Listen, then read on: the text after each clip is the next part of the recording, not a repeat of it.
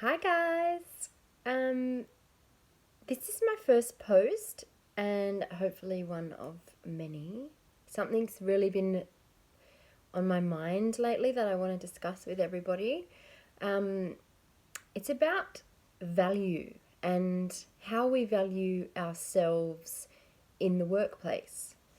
Um, what I've noticed a lot in my personal life is people very close to me are not feeling valued, and that's having an impact on their everyday life, their time off from work. It's affecting um, their relationships.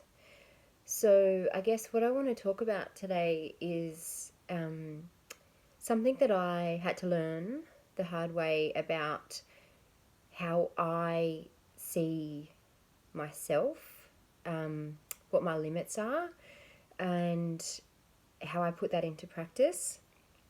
So I'll give you two examples of um, some people that I know that are having this type of problem. So one example is a man in his mid 50s that has been with a company for a long time, and they went through a restructuring and they were bought by another company, an overseas company.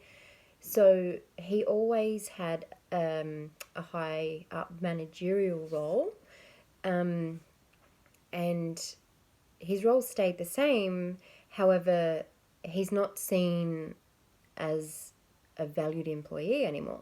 He's a number. So he's lost the respect that he is accustomed to, that he is deserving of.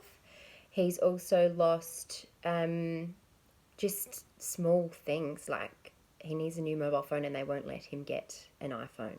Um, and that's caused this huge ruckus. But um, the other scenario is another man that's early 30s who's been offered a new position in a new job. Um, but there's no transparency as to where he needs to work, what he's required to do. No communication. They want him to go into state with no warning for training. They don't know how long the training's going to be. Just anyway.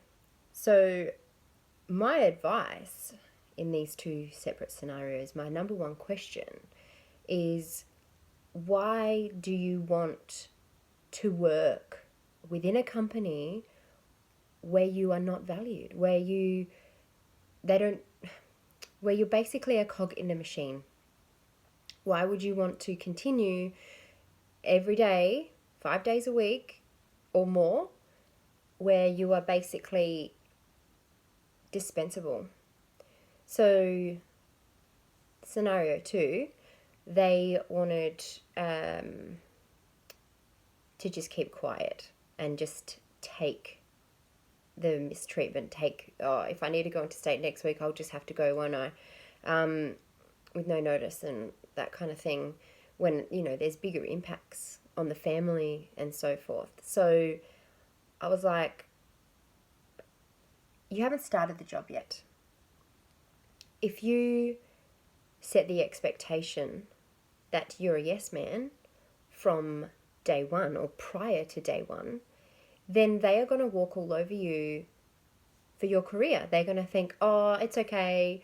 He basically jumps when we tell him to jump, even if it's off a cliff. So that's number one. Ask yourself, how do I want to be treated? How do I think I deserve to be treated? If you've been in a company for like 30 years and all of a sudden they decide that you're a number, you're no longer a person, why do you want to stay? And do you know what both scenarios come down to? Both of them. The reason that they continue or will continue down that path is out of fear.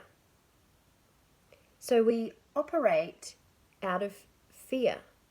So the fear of, if I stand up for myself, I might lose my job. And let's say on the 0.0001% chance that is the case, if you stand up for yourself, you'll lose your job. why would you want to be there? Why would you want to be associated with a company that expects so much from you, give you nothing in return, not even common courtesy, human decency, or respect? Now, I run my own company and I have to employ people, and it's like if I rang one of my employees and I said, oh, you need to be interstate for this party next weekend. Sorry. It's like, do you think they would just hop on a plane, go interstate, have to stay the night, come back? Like, what if they had their sister's 21st on that night? What if their baby was sick?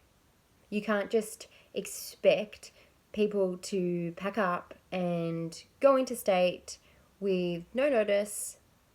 It's fine if they can, but that's a discussion that needs to occur. What point that I'm trying to make in this scenario is that it's something that needs to be discussed. It needs to be negotiated. So if you require a staff member to go interstate, ask them if they're available. Number one, before you go and book it, like maybe call them and say, so I've got a job come up and it's interstate. Would you be willing to travel on these dates? If they're not, okay, if you need someone to work it, get someone else to work it. If it's training, can you reschedule it? Can they do it via Skype or, just have enough self-respect to draw a line in the sand and say, I'm not going to let anyone treat me past this point in a certain way. And if you establish that line from day one, it'll never be an expectation that you'll do it. So just, if you're unhappy in your workplace, if you're unhappy with how you're being treated and the expectations that are upon you, if it's bleeding out into other areas of your life, then you have to make a decision. Fight for your soul. Fight for your well-being. Fight for your higher self, your greatest self. We're in this life and our careers might be 40 years. Do you want to spend potentially 40 years of your life being a cog in someone's machine and dreading every hour that you are at work, or even if it was only 1 week out of a month that you hated it, or it was whatever amount of time? Ask yourself, is this right for me? Is this what I want? Am I worth more than this? Can I contribute more than this? And I'm not telling you all out to go be entrepreneurs and start your own business and be your own boss and anything like that. I'm not trying to sell you anything either. All I want to say, and the message that I want to get across to everybody, is that you have a right to be happy in all aspects of your life. And if you're not, you're the only one that can make a change. And it sounds like a cliche, and it sounds like you've heard this a million times before, and you're always going to have an excuse. But this, or but that, or I need the security for my family, or I need it for this, or I need it for that. And you take a step back, take yourself out and say, what actually do you actually need? Do you need the fancy car? Do you need the fancy house? Do you need to have the swimming pool or eat, I don't know, some kind of fancy steak? I don't even know what they are because I don't even buy them. But, weigh it up. Is it worth it?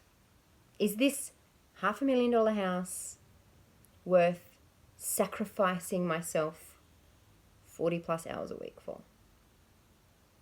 Or would I be happier doing something else for less money and living a more modest life? But would I be happier? And isn't that what it's all about?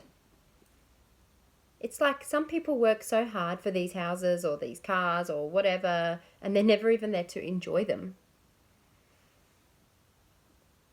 So you work so hard for somewhere to sleep. And I'd be happy sleeping in a tent. So, what's the point? So, just have a think about that.